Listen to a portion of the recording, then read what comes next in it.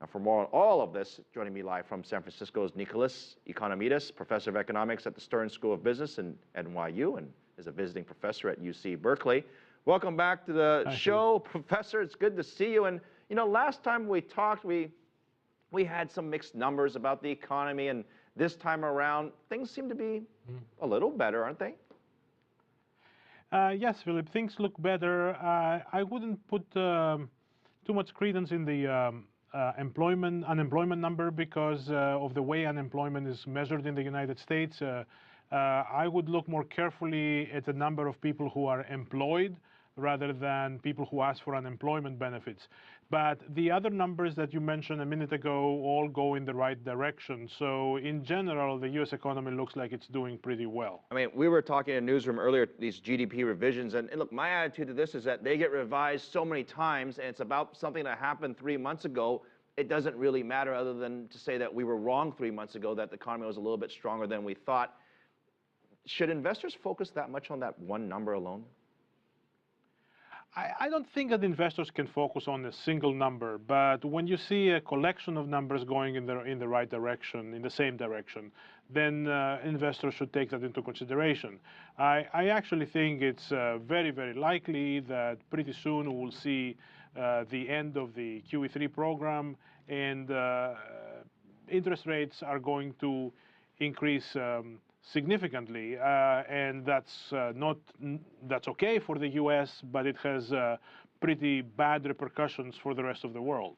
Cutting back on the stimulus program doesn't mean that rates are going to go higher, although the market's acting like it's going to be. I mean, the Fed hasn't said they're raising interest rates anytime soon. But the question is this, is real rates have already gone up, mortgage rates have gone up, housing has been a big boost for the economy.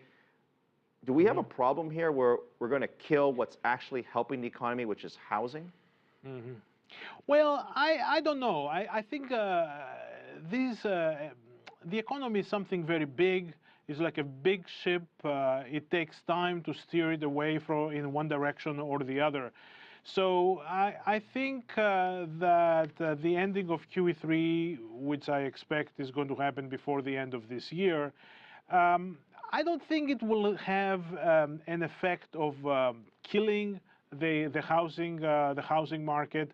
It will dampen it, but it won't kill it. And that's the whole point. The government is trying to make sure that extreme measures, the extremely low interest rates that have prevailed now for years, are not going on forever, are not going to go on forever, so that we won't have significant inflation pretty soon. Professor, look, if you talk to Republicans, they're saying that the economy is awful and it's terrible and it hasn't recovered anywhere where it should be.